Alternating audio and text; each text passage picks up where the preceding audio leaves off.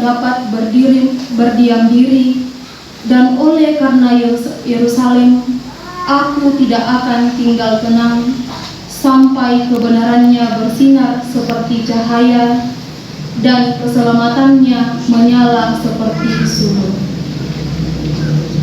Maka bangsa-bangsa akan melihat kebenaranmu, dan semua raja akan melihat kemuliaanmu, dan orang akan menyebut engkau dengan nama baru yang akan ditentukan oleh Tuhan sendiri.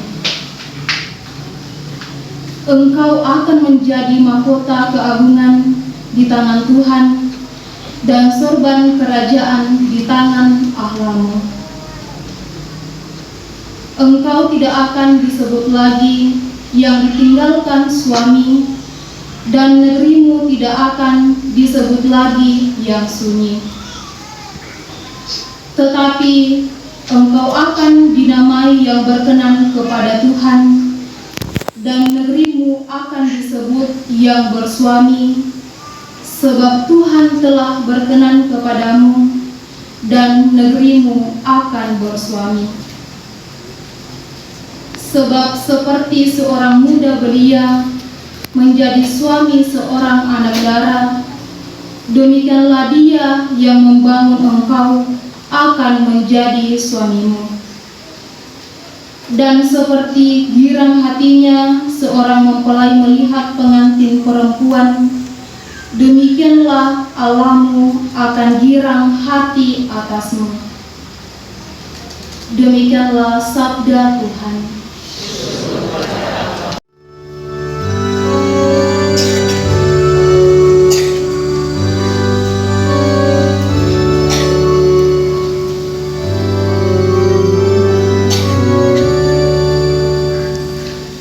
Hari ini telah lahir bagi kita seorang juru selamat, yaitu Kristus Tuhan.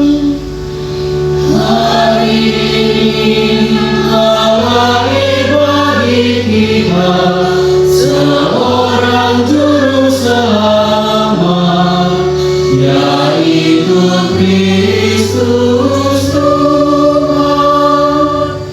Nyanyikanlah lagu baru bagi Tuhan, menyanyilah bagi Tuhan, hai seluruh bumi. Menyanyilah bagi Tuhan, pujilah namanya. Hari ini telah lahir bagi kita seorang juru selamat, yaitu Kristus Tuhan. Nyanyilah dari hari ke hari keselamatan yang datang daripadanya. Ceritakanlah kemuliaannya di antara bangsa-bangsa. Kisahkanlah karya-karyanya yang ajaib di antara segala suku bangsa. Hari ini telah lahir bagi kita seorang juru selamat, yaitu Kristus Tuhan. Langit bersukacita dan bumi bersorak-sorai, biar gemuruh laut serta segala isinya. Biarlah beria-ria padang dan segala yang ada di atasnya, dan segala pohon di hutan bersorak-sorai. Hari ini telah lahir bagi kita seorang juru selamat, yaitu Kristus Tuhan. Pada suatu hari Sabat di rumah ibadat di Perga, setelah pembacaan dari hukum-hukum Taurat dan kitab nabi-nabi, Paulus bangkit dan memberi isyarat dengan tangannya, lalu berkata, "Hai orang-orang Israel dan kamu yang takut akan Allah, dengarkanlah. Allah umat Israel telah memilih nenek moyang kita dan membuat umat itu menjadi besar ketika mereka tinggal di Mesir sebagai orang asing. Dengan tangannya yang perkasa, Ia telah memimpin mereka keluar dari negeri itu. Lalu Allah mengangkat Daud menjadi raja mereka. Tentang Daud ini, Allah telah menyatakan, Aku telah mendapat Daud bin Isai, seorang yang berkenan di hatiku dan yang melakukan segala kehendakku.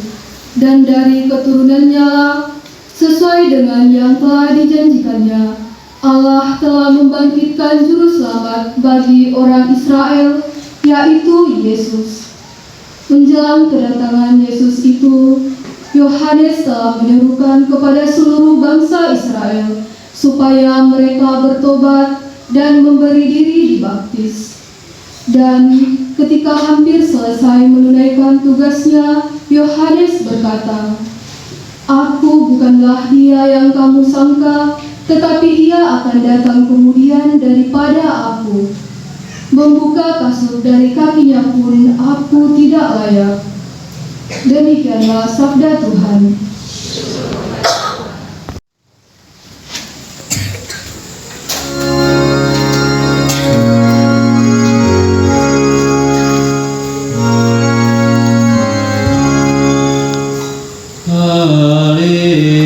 Haleluya, haleluya.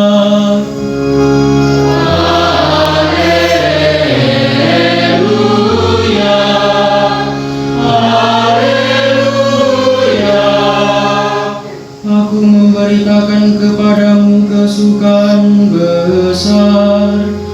Hari ini telah lahir bagimu juru selamat, yaitu Kristus Tuhan. Haleluya, haleluya. Tuhan beserta kita, sekarang dan selamanya. Inilah Injil Yesus Kristus menurut Matius. Dimuliakanlah Tuhan.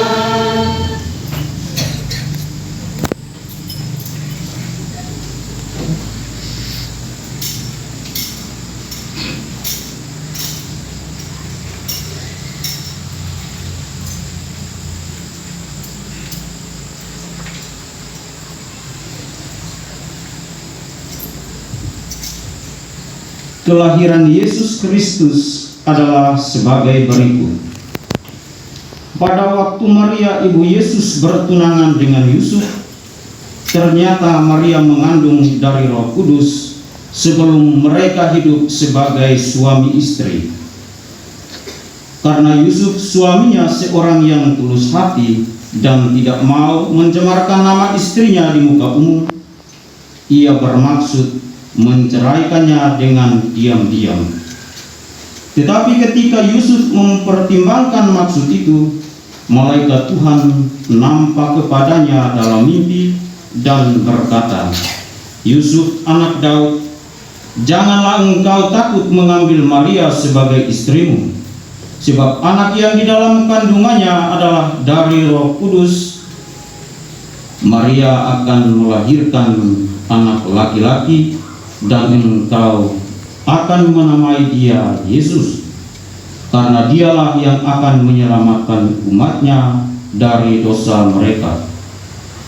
Hal itu terjadi supaya genaplah firman Tuhan yang disampaikan oleh Nabi, "Sesungguhnya anak darah itu akan mengandung dan akan melahirkan seorang anak laki-laki, dan mereka akan menamai dia Immanuel," yang berarti Allah menyertai kita.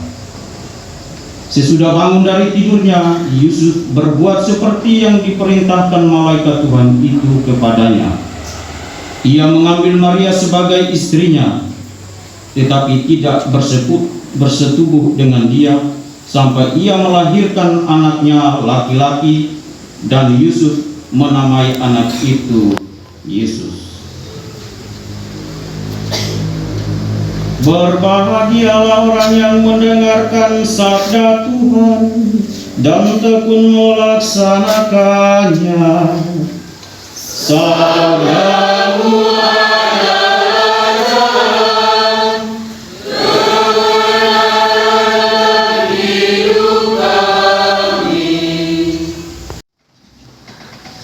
tidak apa-apa tuh tinggi-tinggi loh.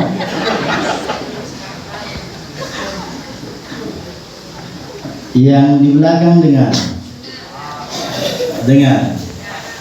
dan lihat, kentara sekali ya.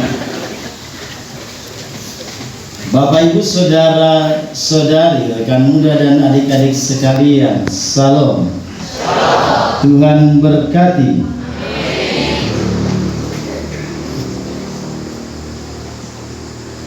Saya memulai renungan Natal kita pada malam ini dengan dua kisah sukacita pada bulan Desember ini.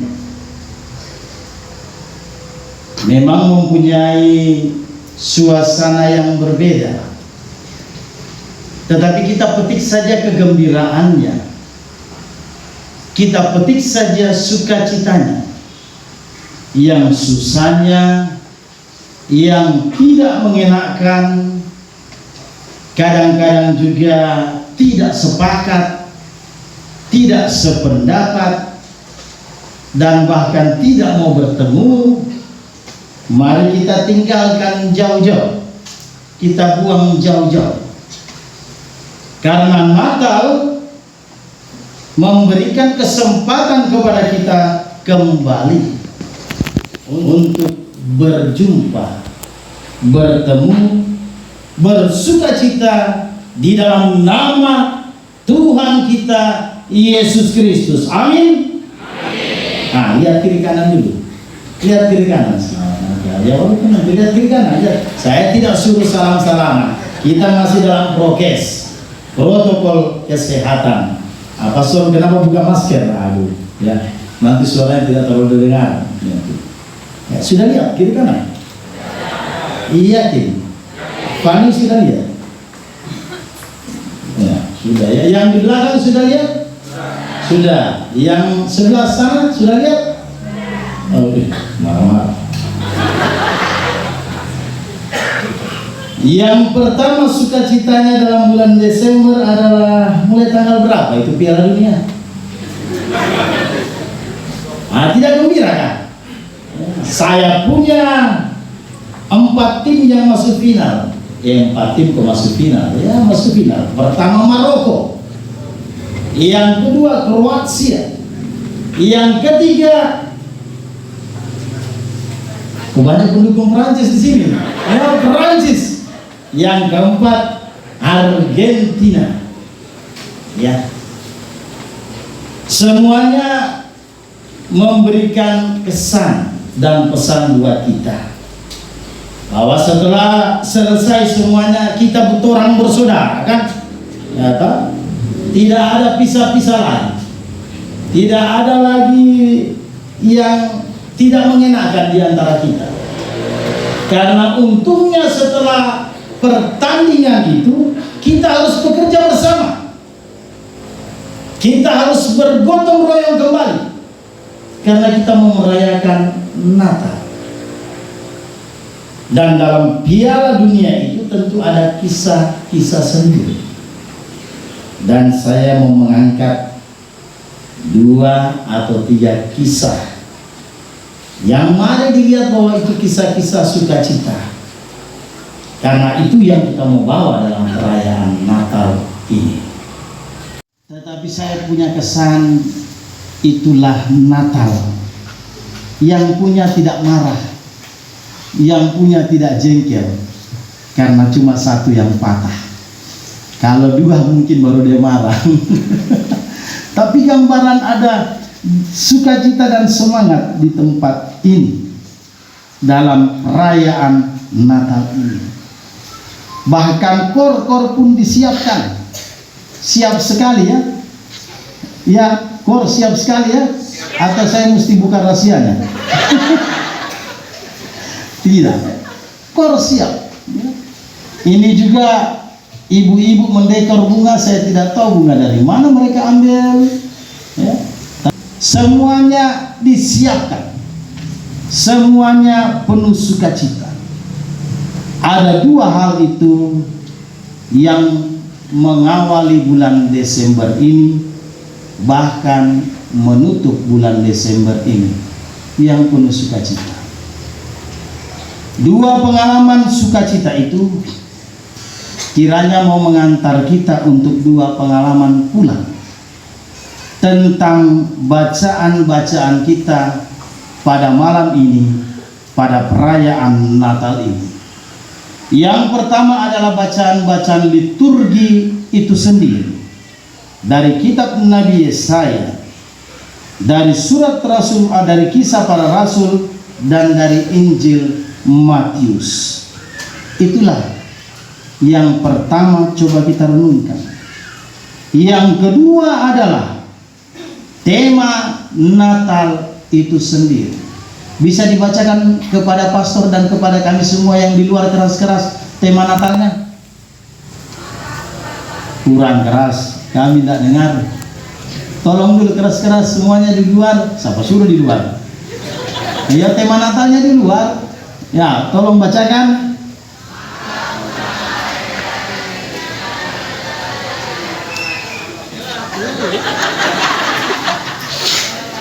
Pastor dengar, dan pastor sudah lihat, jadi saya agak hafal sedikit. Coba. Maka pulanglah mereka.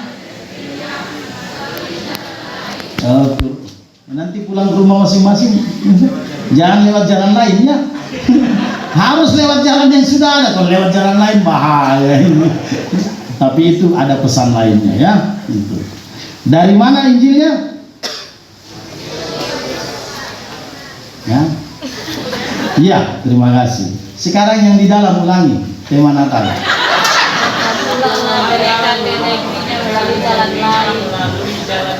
Ulang keras-keras.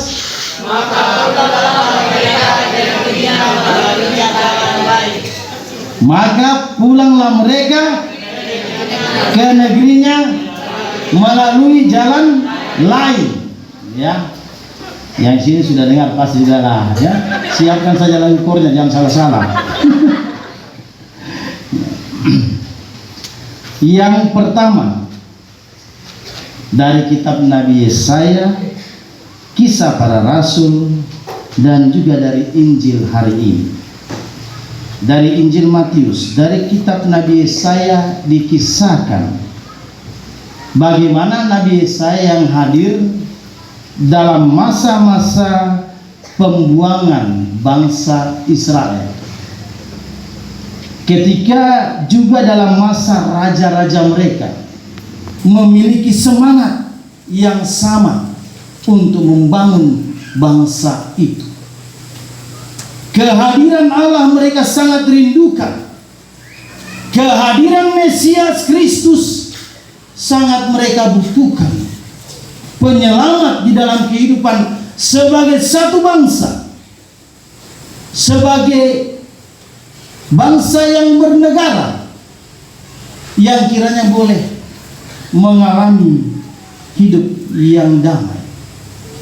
Ketika tidak bersama dengan Tuhan, yang ada adalah pertikaian dalam bangsa itu, yang ada adalah perpecahan dalam bangsa itu, yang ada adalah ingin berkuasa di dalam bangsa itu. Dan tidak hanya itu, bangsa dengan bangsa tanpa kehadiran Allah, yang ada adalah perpecahan, perselisihan, dan peperangan yang tidak membawa kedamaian.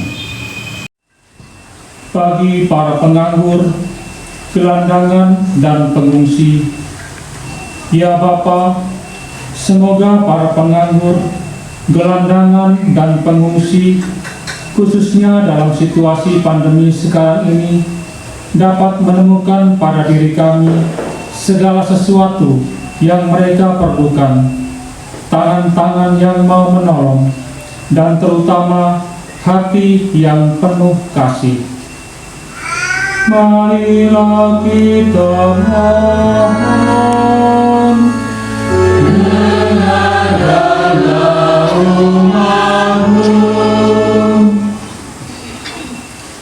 Bagi diri kita, ya Bapa, dalam suasana kegembiraan perayaan Natal ini, kami mengingat dan berdoa bagi mereka yang lemah, miskin, tersingkir, sakit, dan menderita, agar kehadiran-Mu di Palungan memberikan kekuatan dan kegembiraan kepada mereka. Marilah kita mohon,